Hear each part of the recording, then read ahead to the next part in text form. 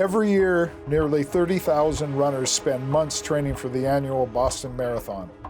On April 15, 2013, the 26.2-mile race took a different turn. As runners crossed the finish line at 2:50 p.m., a bomb detonated on the sidewalk flanking the course. White smoke erupted into the air, blasting metal barricades and jagged shrapnel into the street. Fear and panic swept the crowd. Blood spattered on the pavement. 12 seconds later, another bomb exploded less than 1 block away. Hurry up!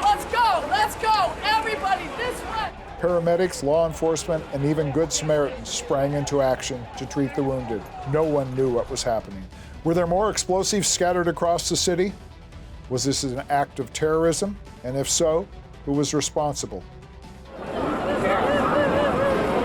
Up from the medical tent. Get as many people up here as you can from the medical tent. Police combed through hours of street camera surveillance and cell phone videos, searching for answers. The victim count increased. 3 days following the attack, brothers Tamerlan and Tsarnaev became the primary suspects, and an exhaustive manhunt was underway. Detectives learned that the brothers immigrated to the United States from Russia with their parents and 2 sisters in 2002 on a 90-day tourist visa.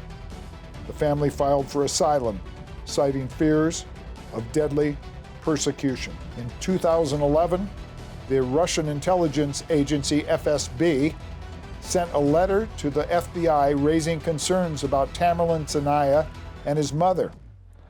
Russian officials warned that Tamerlan had been radicalized and provided evidence to support their claim. U.S. authorities added both mother and son to the government's central database of known or suspected international terrorists.